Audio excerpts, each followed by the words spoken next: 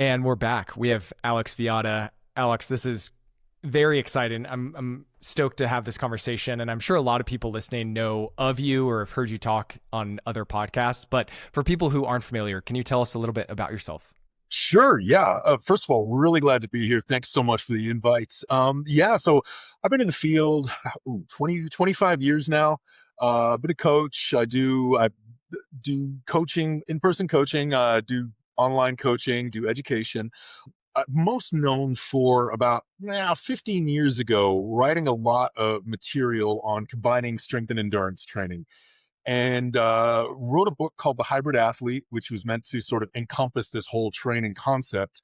And, things went quiet for a couple of years. And then about 2018 or so, the whole hybrid athlete thing took off. So if folks have heard about me, it's probably been in association with hybrid training. Like I said, I coined the term, but it's grown exponentially since then. So that's my main focus. For a long time, I loved coaching all kinds of sports, triathlon, powerlifting, the whole gamut. So it's kind of my dream job was to be able to create a niche where I can coach every kind of athlete at once and have a good time with it. So What currently does your training look like? Are you prepping for anything in particular? personally, yeah, I'm actually prepping for one event I'd had bouncing around in my head for a while, and it was a self-supported Ironman triathlon or iron distance triathlon. So swim, bike, run, 2.4 miles, 112 miles, and then 26.2.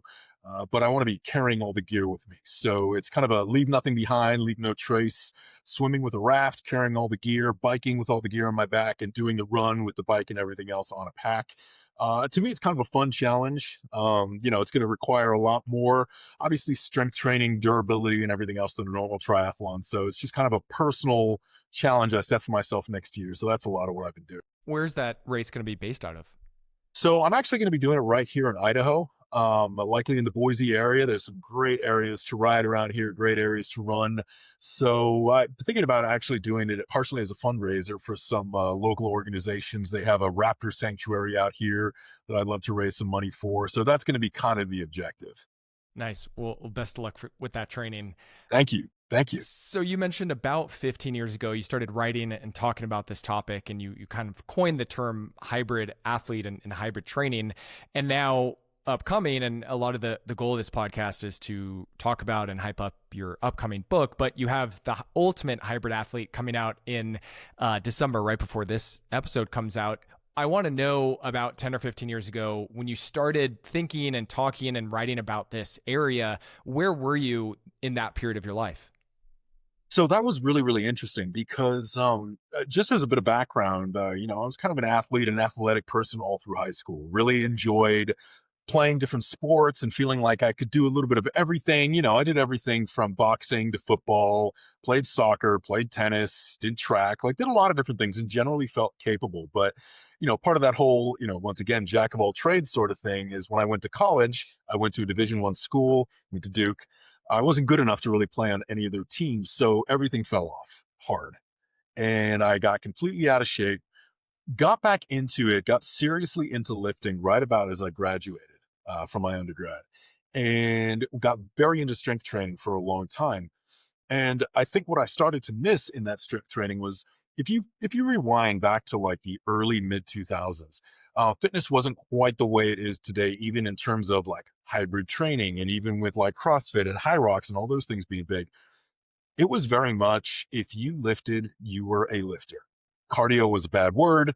Nobody who was a serious strength training coach recommended you do any cardio, and kind of vice versa. If you were a runner, if you were a cyclist, if you were a triathlete, strength training was a minimal. It was still seen as something where if you hired a triathlon coach and you said, "Hey, I'd want to keep lifting as well," they would say, "Nah," I don't, like flat out will say, "I don't know if I can work with you. That's something I don't like to do. You're on your own for it. If you don't get results, that's your fault." That was very much the environment. And I really wanted to get into running. I liked the health aspect of it. I liked the versatility. I missed feeling capable. And so I started doing that kind of on my own and made a lot of mistakes. Here I was, power lifter, strength training background, just trying to layer on running, layer on distance, and really, really just made a botch job of all of it and kind of proved the haters right to a certain extent. But then started getting a lot more analytical about it and finding ways to make it work, finding ways to bring it together, And it was actually on one of those online message boards, the old training journals people used to keep like 15, 20 years ago, that it really got a lot of interest because I was just recording the training I was doing. A lot of people said, this is really interesting stuff.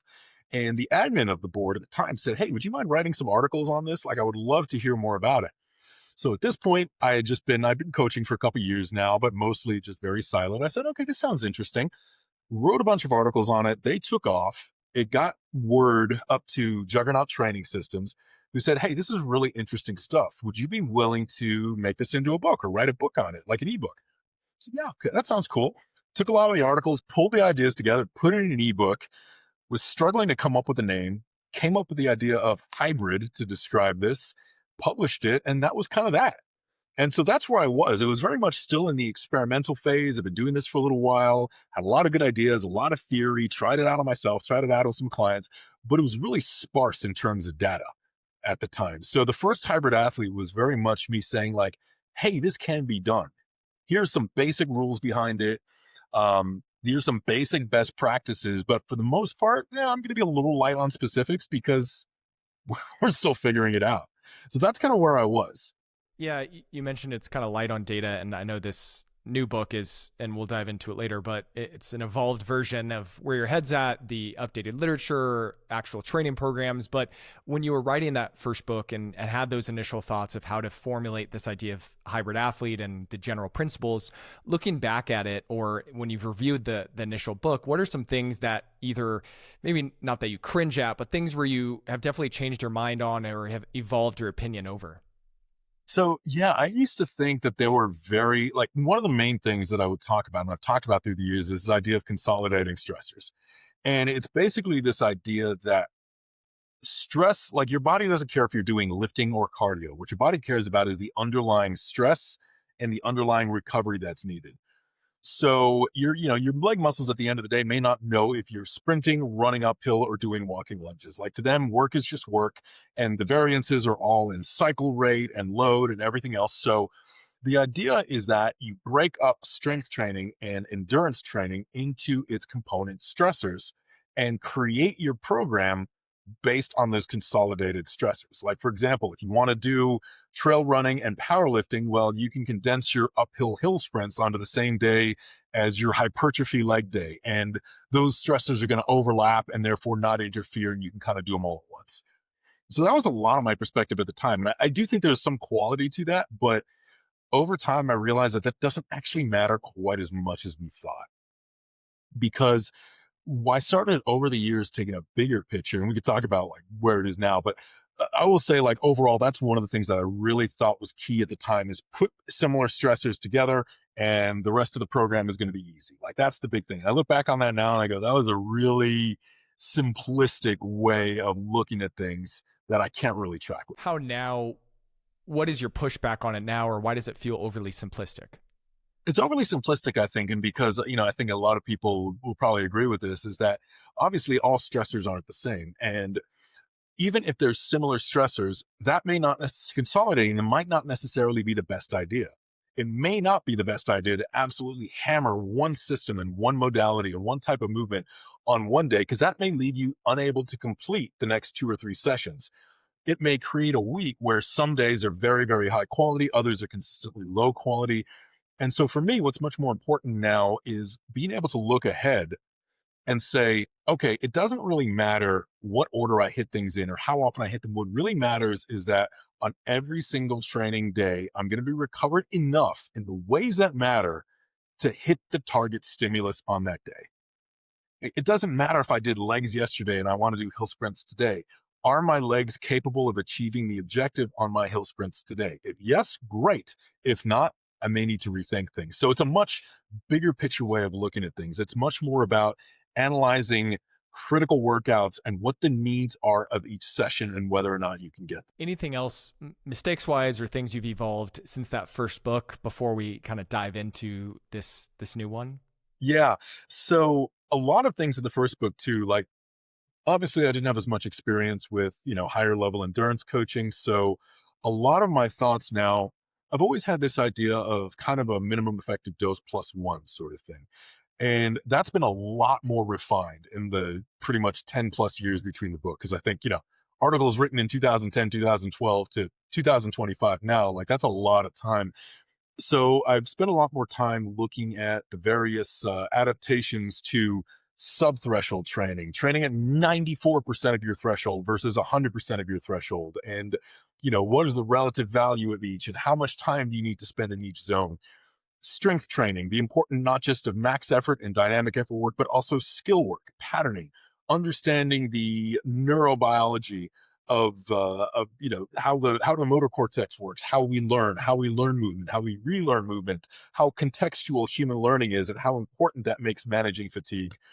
So a lot of that has played into it, and I think it's made a lot of my workouts and a lot of my training programs a little bit more consistent in terms of their overall challenge level. Like you see a lot more, like the hard days might be a little bit easier and the easier days might be a little bit harder. And there's a real emphasis on, okay, how do we do enough to get a good stimulus and not so much we annihilate it? And that kind of has bled into every area.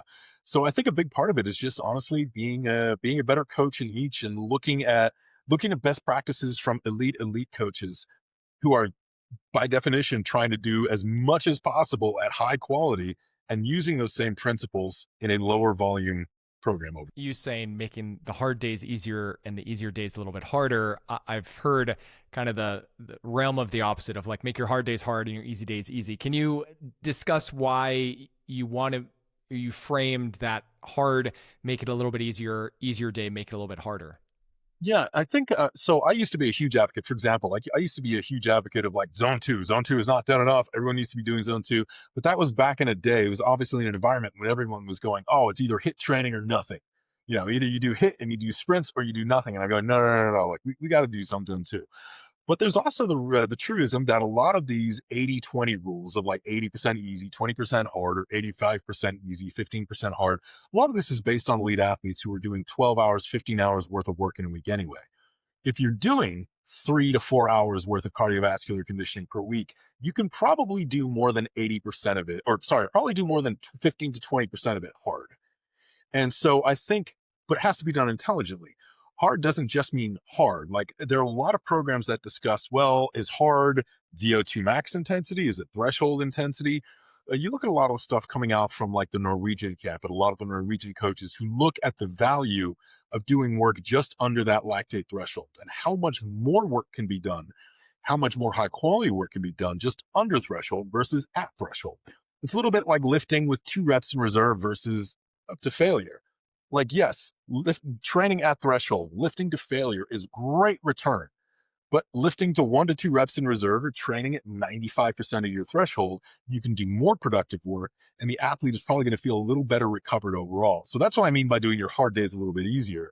It's a little bit of both. So not just doing an endless zone 2 runs over and over again, but hey, maybe make one of those into like some sub threshold intervals, or maybe put some strides in there, put some pace ups in there. Don't just go out for your lazy long run on the weekend if you want to be a good runner and you have limited time.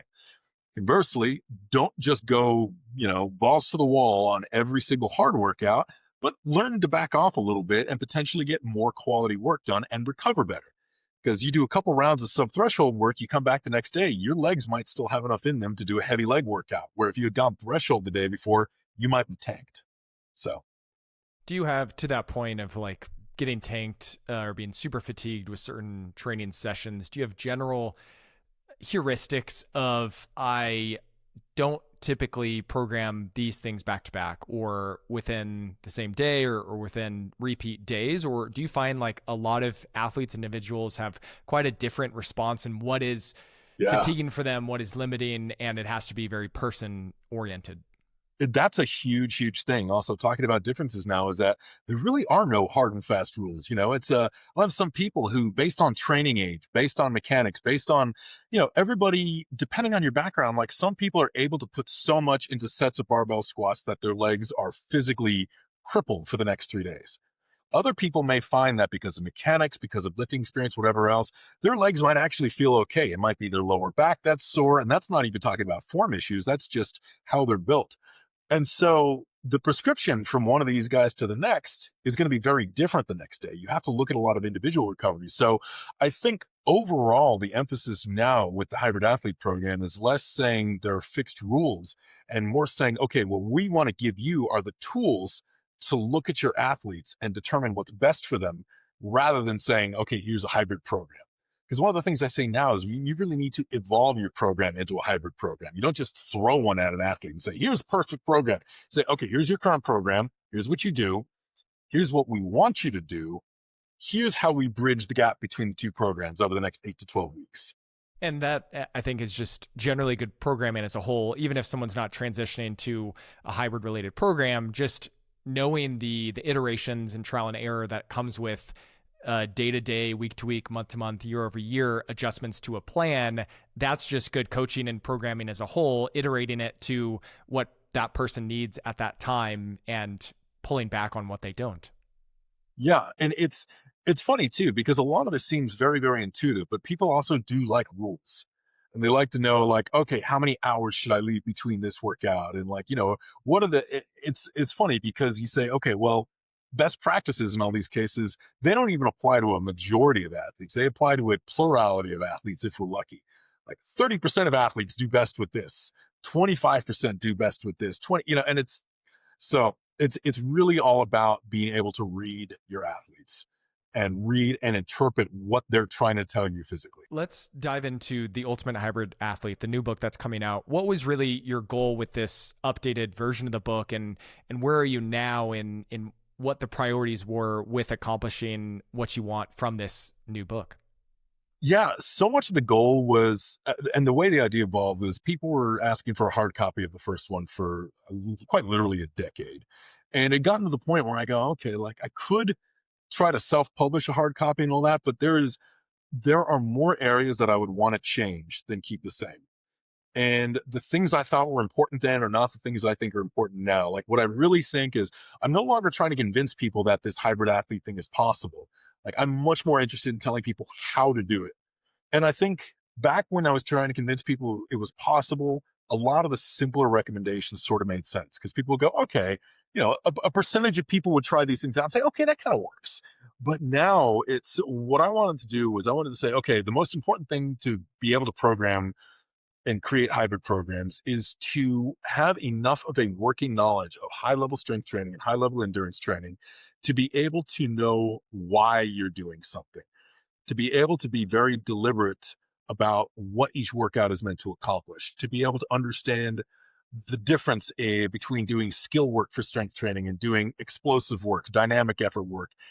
When you understand those, suddenly you could put more intelligent programs together. So what I wanted to do was I sat down, I said, I want to write a book that's going to try to summarize everything I've learned about strength and endurance programming into those critical pieces to the point where if a high level coach in one sport sits down and reads it, they'll go, okay, yeah, I'd agree. Those are the most important things I would want someone else to know.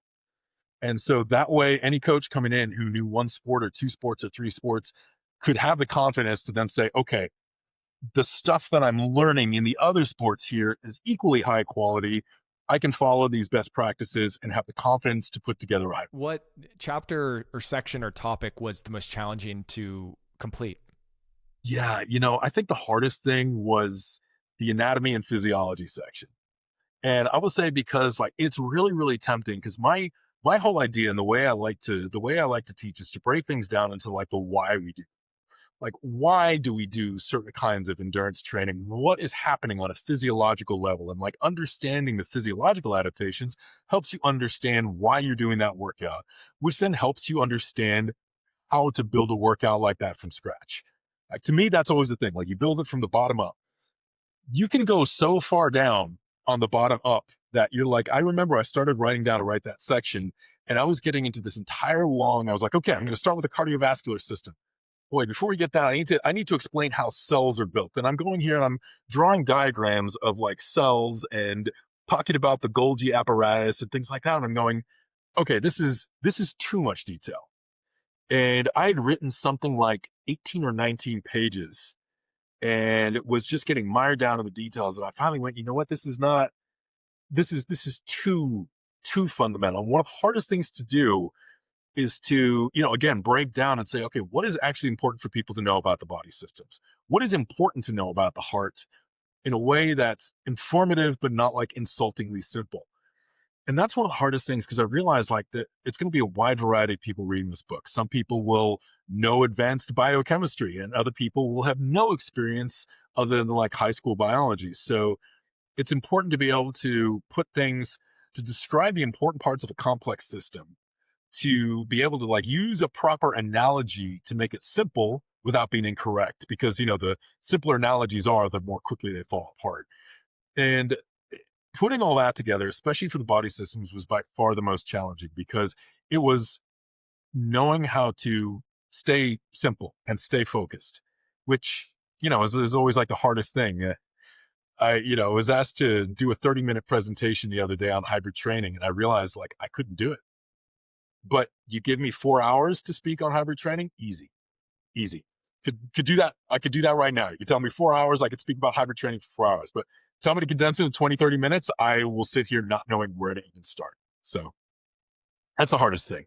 What within hybrid training, within the book, or just the conversation as a whole, what do you feel still the most uncertain about, whether it's from a programming standpoint, maybe the physiology, or just the implementation? What do you feel maybe not the least confident, but where you just have a lot of uncertainty around? I think one of the biggest level of uncertainty still is, what are human physiological limits?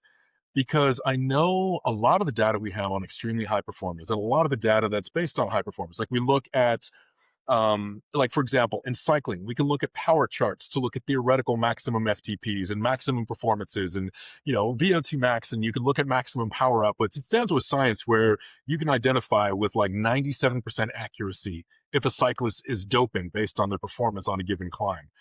And, again, you look at the same thing with running, and we know roughly like what is maximum human potential at each given size, and like what impact is gait efficiency, blah, blah, blah. Strength training, all the different things like, dots and Wilks and all that. And all these curves are based on understanding theoretical human potential. Hybrid athletes, by virtue of the fact that they do multiple sports, tend to be so far outside of the normal body type that we really don't know what theoretical max potential is for them. Like, for example, for myself, if I have a functional threshold in cycling of 414 watts, 414 as an FTP is not bad, but watts per kilo is not very good at all. So it's also the question of, okay, if I were to be a cyclist at 230 pounds, what would be my theoretical maximum performance? At what point, like for example, if I wanted to be a high level cyclist and say, what is my true potential? What would my true potential be? Because I realized like if my functional threshold in watts per kilo were equivalent to any of these, like even a, good Cat 1 rider, I would burn more calories per hour than is physically possible for humans, like well past the excess of what's ever been measured. So I know that there's a limit there. I know that there's a physical limit there. So it's been a really interesting thing to explore, like what is a good 5K time for a 220-pound runner? What can, and all of this really comes in because a lot of people say, okay, yeah, this hybrid thing is cool and all, but if I'm a 100-kilo runner, what can I realistically expect as far as results? Like, what is good progress? What is not good progress? And that's one area where it's like it's this constant data collection, and there are some absolute freak outliers out there who just completely, every 3 or 4 months I hear about somebody who's doing something that just falls out of the curve of what I believed was possible. So it kind of like upsets the mental apple cart here, and I need to think, okay, well, we gotta refine what's actually feasible here. So that's been really an interesting thing, and it's been a constant source of uncertainty, like in an exciting way, but also makes it tough to answer some of the big questions people have. Do you hear or see more of the individual that has unrealistically high expectations for their hybrid specific goals? Maybe it's the end ceiling of where they want to get to, and or maybe the time frame in which they want, or the opposite, in which people are undershooting or under guessing their abilities, to kind of what you're saying, and they're maybe not confident in the levels in which they can really achieve things. Really, really good question, because I know I've seen the extremes on both. I tend to find that people brand new to endurance sports, but who are high achievers, and I work with a lot of like high performing, like, executives, business owners, all that. They tend to underestimate how much work is required to get to where they want to get to. A lot of them, and this is actually relatively common. Like a lot of people think that, okay, I'm really good at one or two sports and activities. I know I'm going to improve really fast in this other thing. And it's like, actually, yeah, it's going to take you longer than you think to get to that 18-minute 5K. It's going to take you longer than you think to get that marathon target. It's going to take you longer than you think to be able to run a full 50 miler without stopping. Like um, a lot of these things are a lot harder than they look. And a big part of this is because I think a lot of individuals who are higher achieving in, let's say, intermediate to like beginner, early, advanced, they're just starting to be aware of the massive gap between what's considered good and what's considered exceptional. In the strength training world, the number of people who go, yeah, just deadlifted 500 pounds, 600 pounds is on the way. And you want to go like, hey, less than 5% of people, probably less than that even, who deadlift 500 pounds will ever make it to 600, probably. And that's like power lifters. I think it's hard to get a frame of reference for endurance sports for a lot of people who are new to it. So they underestimate how much more challenging that incremental step is. But conversely, I also think that people wildly underestimate how much fitness they can build in other ways. And I think that like I've had a lot of clients who've just, they've just started out because they just want to, they're a strength athlete and they just want to get faster. They've underestimated how good they would become at things like, long distance hiking or strongman events or, they really underestimate some of the physical characteristics they can build. Like someone will say, I never thought I would have a 32-inch vertical jump just doing this kind of training. So I think people get very excited about the big goals and they don't realize how challenging they are and completely underestimate the athleticism they can actually build in other ways. You mentioned working with high performance execs or CEOs, and I could see that type of individual really wanting to push the envelope in other areas of their life, like their health and performance, whether Oh it's yeah. that type of individual that has probably a lot of work in life and just general stressors of their job, and they really want to push the envelope from a performance standpoint, or just general people that have a lot of life shit and work demands. How do you have the conversation around being realistic of this is the capacity you have and time you have in a day or in a week, and you're telling me you want to achieve this is also the limitations of XYZ. How do you go about some of those conversations? Those are really, really, so here's the interesting thing. The people who are generally like long-term successes in business, like the CEOs who have founded multiple companies and been successful with it, or the ones who are still at the top of their game, they are the most likely to say, okay, good, you're right, all right, you're right, I don't have the resources. You say I need X number of hours per week, I can't do that, I'm going to have to moderate my expectations. The true highest performers are the most receptive to a very blunt communication of their shortcomings. And I think this is kind of a truism in life. The ones who generally like they've been successful in business once, or they're successful in spite of some of the things they do. And I think we all know like small business owners like that. Uh, they tend to not take it well. There's a lot of the whole like, well, you don't know my work ethic. Oh, you don't know that it's going to be there on game day. Because that's another thing that I see a lot is the whole, well, I didn't get any of my long runs done during this training cycle, but when I'm out there, it's going to be different because I'm going to have no choice. I'm going to gut it out. And one of the things I've always said is like, no, you you may not notice all those skipped hours, but your legs did and your lungs do, and like you're gonna pay for it. So that's really I think where the biggest differentiator is. Out of any of the clients or athletes you've worked with, what has been the most challenging group of sports or events from a hybrid perspective that you've tried to program for and get someone to participate in? Hmm. Ah, man, that's really really tough. So I know some of the most challenging things are there are actually a lot of like runners and endurance athletes who are new to powerlifting who both again underestimate and overestimate how much work it's going to be because powerlifting, what makes powerlifting interesting is when you first get into it, there are newbie gains like crazy. You're like, oh my God, I'm getting stronger every single week. Everything feels great. Then you get past that and you hit your first plateau. And then you start getting into the whole, okay, I'm going to perfect my form. I'm going to find my right squat stance. I'm going to find my right like bench arch. I'm going to find this, that, and that. You get another spike. And then you get another plateau.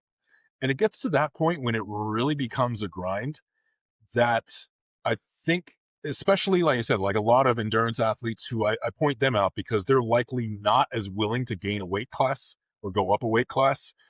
They tend to be very, very challenging to work with through no fault of their own because progress is very slow. And progress is very, very slow. If you're coming later in life to powerlifting, you're not an obligate powerlifter, and you really, it's easy to underestimate how many years it's going to take. You need to be content with gaining 5 pounds on a lift here, and 6 months later, getting another 5 pound PR in meets and things like that. So the most challenging thing is not any sport or combination of sports. The most challenging thing is always being realistic with people about how comparatively slow progress is. And it's always going to be a little bit slower for a hybrid athlete.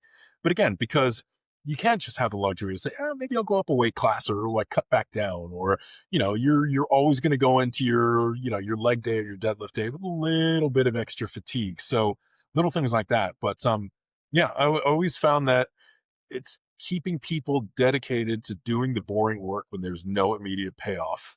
And I guess that's life in general. But I see a lot because there are so many more sports for people to excel at, but there's so many other ways they can get frustrated as well. So What are the two combination of sports or events that you've prepared someone for that are just the most unique or stand out as, wow, they're really trying to do these two things and it's either obscure or just super random? yeah, let's see. I had a long distance paddleboarder who also wanted to excel at Olympic weightlifting. And that was really, really interesting because a lot of what he did was like the, transoceanic or like these long paddleboard races. And that was a really, really interesting sport because it was so intense and involved. Like the training, there was just a lot, it required a lot of time. And it was all very, very fatiguing. There was a lot of issues with hydration and recovery and even just exposure, time spent outside, time spent in the sun, and reconciling that with something like weightlifting is such a huge skill component that you need to be able to show up mentally pretty much every day you walk in the gym. If you're off and your lift is off, your day is going to be a net negative. Just walk out. So try to reconcile the two. Somebody engaged in a sport that was extremely high fatigue and just mentally so high consuming with a sport that they had to be fresh for was really, really, really, really tough. That was probably the hardest combination I think I've done. As we are nearing the end of 2025, approaching 2026, it's been 10 or 15 plus years since you've come up with a hybrid training, the hybrid athlete. Like you said, more recently over the past few years, there's been an explosion of that term, what that looks like, people training for it. What are the things you've seen that you're the most eye roll frustrated by, that you think people are kind of bastardizing with hybrid training or hybrid athletics? And then we'll kind of switch to the things you're really impressed with and are excited to see. So people think that a hybrid athlete is a thing. They think that hybrid athletics or being a hybrid athlete means you lift and run or you're good at strength and endurance. That's not hybrid. Hybrid methodology is a way of training more than one sport whose outcomes don't necessarily support each other. And what makes that such a crucial distinction is true hybrid methodology requires you look at every training session as both a cost and a benefit. Tomorrow's long run is in no way going to make me a better powerlifter, but it's going to make me a better runner. So how much intensity and time do I devote to that run? And what is the potential cost to the rest of my lifting sessions for the week? What modifications can I make to that run so that it's still going to improve my running, but have less of a negative effect on my other chosen sport? That is sort of the essence of hybrid training, is constantly trying to make that distinction in your head. You can train strength and endurance and just be content to lift heavy and run however you want. And it's not necessarily going to be hybrid, especially if you don't really care. like, okay, this may be suboptimal, but I don't really care if my run doesn't improve this week, or, I don't really have a competitive goal, or, I just want to get a little bit more jacked. And if, my legs are tired from this run, it doesn't matter. I feel like running X number of months. That's just lifting and running. So hybrid methodology is a specific methodology. And I think people get that twisted because it becomes very narrow focused. Because, like, for example, a sprinter who wants to also do a long distance race for the first time is a hybrid athlete. They're going they're going to be training using hybrid methodology for that training cycle because there's a distinct cost benefit. And that's not lifting and running, that's running and running. Same thing for like an 800 to 1600 meter runner who also wants to, run an ultra. Like, oh yeah, that seems like fun, I guess. But like that's hybrid methodology. So I think the thing is, hybrid methodology is both more narrow in that it's not just, there are specific times to use it, but it's also a lot wider in definition. Like it can be any combination of 2, 3, 4, 5 sports that require some level of compromise. And I think what that's gotten away from is, I always used to joke that people look at basic hybrid programming and go, well, this is just fitness, which I agree with. Like, I agree, just lifting and running, that's just fitness. That's just being in shape. Hybrid is a specific way of combining things, and a sport where lifting and running are part of the same event is not a hybrid event because you have a single score. Like high rocks, love high rocks. It's not really hybrid. People who just do high rocks aren't hybrid athletes. They're high rocks athletes because you're not making a decision every day. It's like, either this workout is improving my high rocks time or it's not. I'm not going to do anything detrimental to high rocks if I'm a high rocks athlete. So therefore, if I make a decision that, hey, this tomorrow's workout is going to make my time worse, that's just a bad workout. So I think that's my biggest frustration. And it's more just a case of the term starts to lose meaning.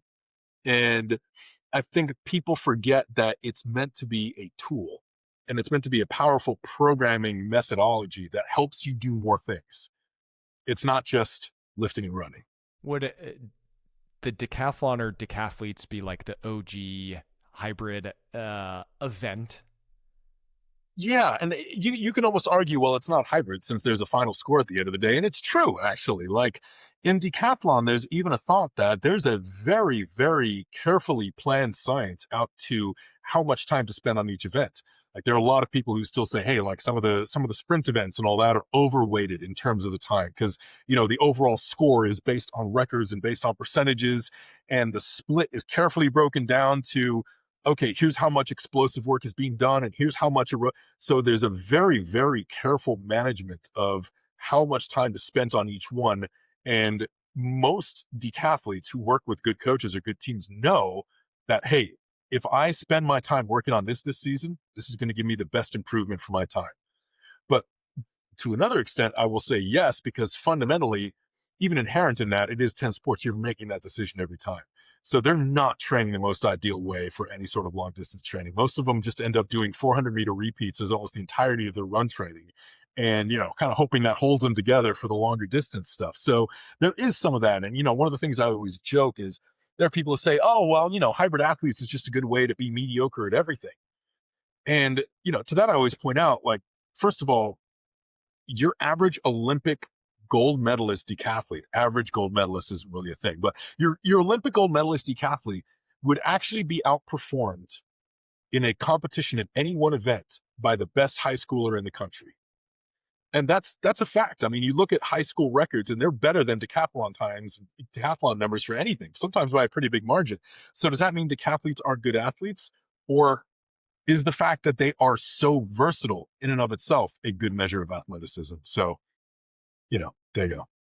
What are you seeing with either the coaches implementing hybrid related training or the athletes themselves trying to implement it, the biggest faults that you think they're making from a limitations, and this could be a more optimized or just a better programmed training plan? I think a lot of people who want to do hybrid type things are so enamored by, again, the high rocks concept of versatility and all that.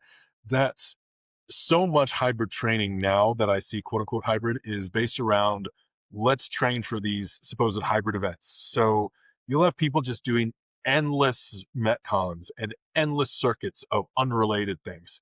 And they're not training anything particularly well. Like a lot of these metcons, they're training so many different systems. They're training so many different time frames and modalities and all that that you're going, this circuit of like burpee box jumps, 400-meter sprints, and then like, assault bike 17 calorie, like there's no rhyme or reason to that. This is not well constructed. This is just throwing related work at people and saying, hey, this is a good hard workout. I see that all the time. And I think it's this whole idea that, well, if it's hybrid, it's got to have strength and endurance. And every workout tries to be that. And, I want to say like hybrid training it could actually be pretty boring most of the time. Like my workout for today is literally a max effort bench day where I work up to, heavy doubles, do some drop down work, do 2 tricep accessories, and then I'm going to go sit on the bike and do a 45-minute bike training workout. Like I'm not running between things. I'm not bouncing between things. I'm not doing exciting metcons. It's very straightforward. And, the bike workout is 25% shorter than it would be if I was just doing a bike workout. And the bench workout has 1 fewer accessory and probably 2 fewer work sets than it would be if I was just doing an obligate strength training workout. That's it. Yeah, I'm glad you said that. The boring aspect, or it can be simple, or there needs to be some level of a plan as opposed to this hodgepodge of thrown in things that look like it should be hybrid training. With the flip side, things you're really impressed with in 2025, how people are preparing, what the hybrid world or landscape looks like, what things are you excited to see? I love the fact that it exists. As much as I quibble and get grumpy about some of the details, I love the fact that there are so many people out here just doing that stuff. And so many strong athletes who respect and love running, and so many fast athletes who respect and love the strength game. Um, it's been a dream, honestly. It's been everything I'd ever hoped for. Was that this stigma of, you have to do one or the other, and if you do both, you're just going to be bad at everything. That is eroded, and you've got so many people out here with such exceptional all-around performance. And I just spent some time picking on high rocks, but some of those athletes are phenomenal athletes. I mean, and they're so good, and they come from such diverse backgrounds. And, like in the women's field, you've got people in the elites who are also like former ultra runners. And, you've got Jacoby's like former power lifter. And then, you have others who are former ultra, and they're all come together doing the same sport. And it's that kind of inclusivity and like, let's all just have fun with athleticism that I love. So, I think that's the big overarching, like, yeah, actually, I'm pretty jazzed about all this. With the athlete that's wanting to dive into performing 2 different sports or multiple things at once and trying to compete and progress, or the coach that's trying to work with them, or even the rehab provider, a lot of this audience is listening, thinking through building out a plan, what are the things they should initially consider, and like maybe either the heuristics or the principles they should think of, all right, these are the 2 things this person is wanting to do. This is how they would progress. What are the things that should go through clinicians or practitioners or athletes' minds when starting to build out a plan? I think the first thing is, rather than focusing on an athlete's weaknesses, is to focus on what their strengths are. Because every athlete going into a new program, there are multiple components. Like, let's just say towards running, like there are multiple ways to improve running performance. We work on everything from basic aerobic fitness to, threshold, local cellular adaptation, to running economy, lower limb stiffness, a lot of aspects of gait, balance, proprioception. A lot of people from a lifting background may be exceptionally good at a lot of the work associated with improved running economy. They may find that they have a better affinity towards plyometrics, a better affinity towards, certain foot speed drills or certain agility drills and bounding and things like that. Rather than just having lifters come in and go, okay, we're just going to throw a lot of easy miles at you because we want to keep it easy. Why not take advantage of the fact that they are probably very, very receptive based on their background to a lot of the work that obligate runners may find challenging. So let's utilize their strengths. Let's utilize that. And let's say, okay, we're getting in athletes who have very good, exceptionally good, proprioception and better than average balance, and, a lot of lateral strength and durability, core bracing and all that. Let's take advantage of that. So I think that's one of the big things I would say to look at, is saying, okay, how can we use this athlete's training background in a positive way? how can we use this athlete's training background in a way that's going to actually help them immediately excel at certain key portions of their work? Like I said, a lot of runners may even like lately be much, much more focused on things like basic running mobility. And so you have a lot of runners who go over to the lifting side who say, hey, look, I have a terrible back squat. Well, what do you do for lifting? Oh, well, I do like body weight lunges and body weight split squats and all that. You may find that they actually have exceptionally good asymmetrical slash unilateral movement patterns. So rather than just putting them under a barbell and going, okay, we're going to get your legs strong by having you squat, why not say, hey, we're going to load some of these patterns you've been doing anyway and take advantage of all this time you've spent doing these exercises and drills and get you into strength training from an angle that you're already comfortable with. So I think that's one of the biggest things, because I think it really, again, it's all about working with the athlete and looking at them as a whole and saying, okay, let's find areas that you can get some easy, quick wins in. Has that always been the case for you and your mindset around building upon and leaning into the strengths? No. Yeah, because I think very early on, I was very much in the mindset that, yeah, if you're a power lifter, you need that base work. And if you're doing sprints or plyos or anything else, you're just going to fatigue yourself. Avoid those. Let's just get you on a bike and do some easy zone two. And so, I'd have these power lifters who were just getting on a bike for some easy zone two and going for walks to build it up to the running proficiency. Going, well, why not respect them as an athlete with what they're good at? But that wasn't my perspective then. I didn't know as much about proper running and how to actually improve runners and improve gating, how to improve running economy. And again, same thing on the other side. I would have runners coming in who've never done a barbell squat in their life, and I just have them in the gym over and over again trying to perfect their squat form. And again, it was almost setting these people up to a very steep learning curve to get them to the point where we could achieve the intended effect, which was putting some load on them. So that, like I said, that's changed a lot over the career, because again, it's a lot more meeting the athlete with. That idea early on, you said that you initially were educating around the idea of consolidation of stressors, but you've maybe created more of a nuance on what that actually means and looks like, and knowing that the priorities for that next session, you need to be fresh enough to accomplish the goal of that training session.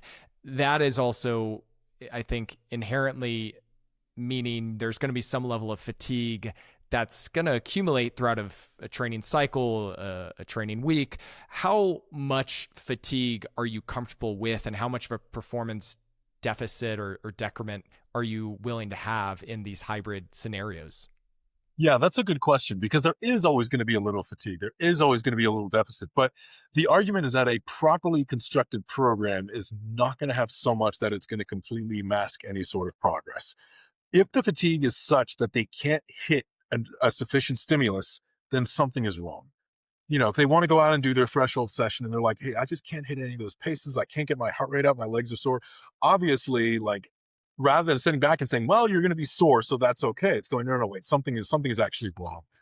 So even though a lot of this work is sub-max, again, sub-threshold, reps in reserve and all that, so it allows for a little bit of good days and bad days. If I'm supposed to do 225 for 8, and that's 2 reps in reserve, on a great week, I might be able to do 225 for 11. And on a terrible week, I might only be able to do 225 for 9. So one week that's going to be 4 reps in reserve. One week it's going to be 1 rep in reserve. Staying sub max gives you a little bit of wiggle room there, but that's about it. Like, willing to tolerate up to the point where that built-in buffer for minimum effective dose is still achievable. You can still make some level of progress. So the honest answer is actually not that much, because, there should be a little bit of fatigue, but that shouldn't stop you from being able to actually get into a good training session. You bringing up reps in reserve or RPE, quantifying or trying to quantify the intensity and the repetitions away from failure. Is that typically what you'll lean into from a resistance training standpoint? And then from a cardiovascular, running, biking, whatever standpoint, are you also utilizing some type of RPE rating, or is that more so on percentage of heart rate max, whatever it is? Like, how are you gauging where someone should be in from an intensity standpoint with their modalities of training? Yeah, so usually from an intensity standpoint, even if I use reps in reserve, for a lot of the major lifts, I'm still mostly going on percentages. and then being conservative with that. For example, you look at the old like Prilipid's chart and all of those 1 rep max charts, and you say, okay, 1 rep at 100% and 2 reps at 96% and so on and so forth. I always tend to run those charts a little bit conservatively. So people do their 1 rep max at 96% and their 2 rep max at like 93, 92%. So, building in a buffer there. And so usually when I recommend RPE, I'm still going to have pretty specific weight targets for them. And most of my programming will have those as aspirational. And part of the reason for that is it really does let me track if somebody is very much underperforming or overperforming. Because one of the difficult things with RPE, and I'll say RIR, reps in reserve, as a guideline. Like, hey, you should do 185 for 8, and that should be about 2 RIR. If they're going, oh, that was like 0 RIR, I'm like, okay, there's a problem. And their feedback will tell them that. Same thing with like cycling and running. Like very often I will flat out use paces because heart rate can be such a difficult thing for people to track, but obviously with a buffer put in there. So, really I'm tracking heart rate data after the fact. And that's another thing I think I do at this point is I realize that a given workout that's a little bit too intense or a little bit too easy isn't going to make or break an athlete. Like if they're out there doing a run and I prescribe like, repeats at a 7:30 to a 7:45 pace and they hit it and they go, I felt too hard this week. And I look at their heart rate and I was like, wow, yeah, actually you were a little bit over threshold this week. Like you were tired, you were depleted, anything else. That's not a big deal. It doesn't mean their week is ruined. It doesn't mean they've hurt themselves by going too intense. It just means, okay, we should look at why things didn't work out, why they're feeling so fatigued, and use that as an adjustment for next time. Because in some ways, that's a more useful learning. Because if they're going, okay, I just did this on RPE and I ended up running 8-minute paces, I'm going, well, were you mentally just not feeling it? Were you physically not feeling it? Like, what is the thing we have to understand here? So I use subjective measures as a way to verify and give context to the objective measures that I usually use for prescriptions. Those other objective measures that I think people really want to utilize and seem really cool now for recovery and sleep and HRV for a lot of these athletes where they're managing a ton of training volume throughout the course of a training cycle. A lot of them I'm sure are going to ask you or are wanting to figure out the ways to optimize their recovery, and they'll ask about Oura Ring or Whoop or whatever it is. What's your take on utilizing some of those resources, the data that comes from them, and what your general spiel is for athletes that want to know your perspective?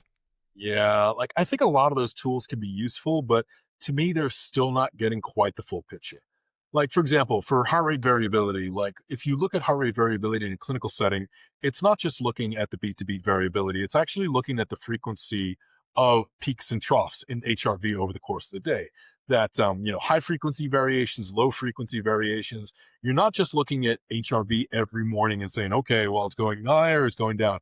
Like in a clinical setting, you're also looking at, okay, well, these peaks and troughs are evolving day to day. And the overall tendency is we're getting higher peaks in the morning and now lower peaks and higher peaks. So that's telling us something else about the recovery.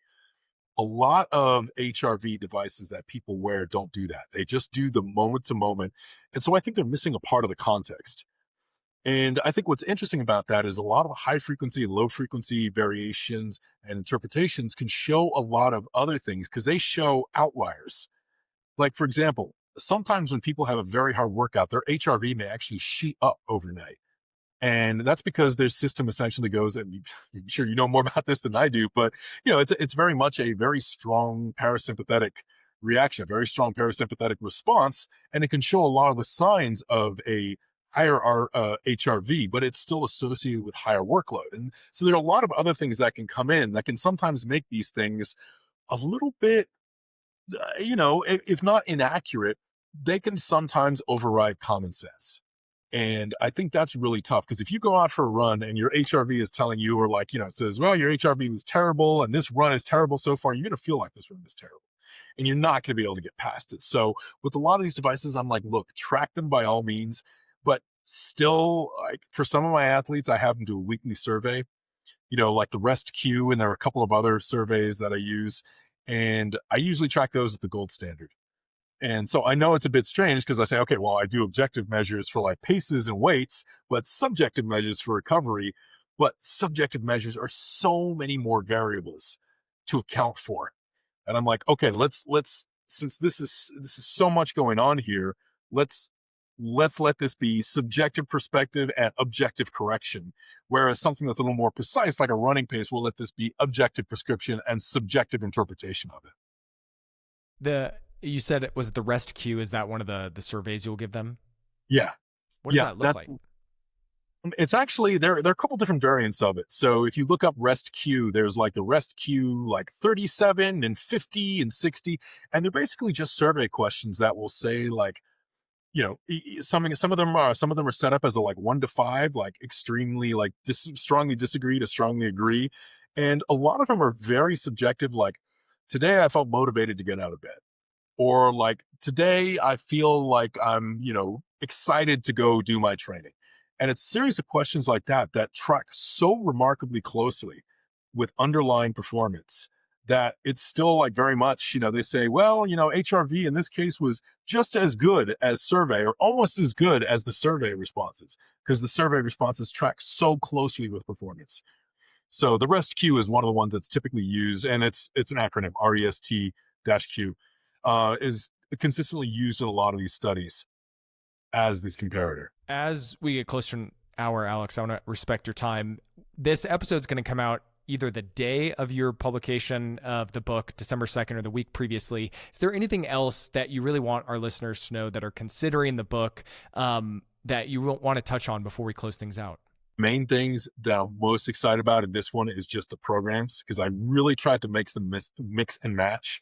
For me, like, programming should be a little bit fun too. So for me, the big objective of the programs for this book, and I think there are close to 20 of them in there, is every day is going to say on the hypertrophy workout, it's going to say, okay, you want an ME, max effort, primary upper body as your first movement. And you can look through a chart and pick any one different exercise or variant and have that be the one. It's going to say, okay, you need a level 1 lactate threshold run. And you go look that up, and there are like 5 or 6 different runs you can choose from. And so part of that for me is it's hopefully pretty intuitive, but it also lets people really just do the most important thing, which is, I think, is to have some fun with their training. So that's kind of been a big emphasis of it, is just saying there's so many different kinds of people who might be interested in this. There's so many people who want to see what hybrid training is and isn't. And I really made an effort to be able to show the versatility of what you could do with it. Yeah, that's awesome. It's like choose your own adventure, but totally.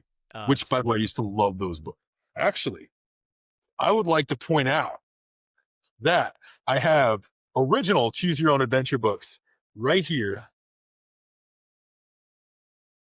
That's amazing. Wait, what book did you just show? This book is called, and this is really funny. When I was young, there was a series of books by Steve Jackson and Ian Livingstone. Steve Jackson, by the way, was one of the guys who helped create Warhammer, which everybody talks about now. So he created a series of adventure books that were choose your own adventure with like combat stats and everything. I remember them from when I was really little, made a huge impression on me. And they recently came out with a Kickstarter to republish them, and these just got released. So that's great. So that's your own enjoyment, personal reading at the moment. Man, heck yes. Heck yes. Nice. Well, yeah. I appreciate you coming on, Alex. I'm hoping people buy the book. I think I've pre-ordered mine already. Where can people, if they want to, go and either pre-order or purchase the book? So best way, you can go right on Amazon. On Amazon, just search Ultimate Hybrid Athlete. There's Kindle, there's print version. There are a couple of other places online that are selling it too. It should have pretty wide distribution. So that's the best place. Amazon is always the best though, because, it's got the most obvious rankings and everything else. So that gives me the nice little happiness boost when I see it go up in the rankings. Yeah. Well, I appreciate you coming on. Thank you for all the work that you're doing. And I think people will get a lot out of this episode. We'll call it there. Thank you. Thanks so much, man. I really appreciate it.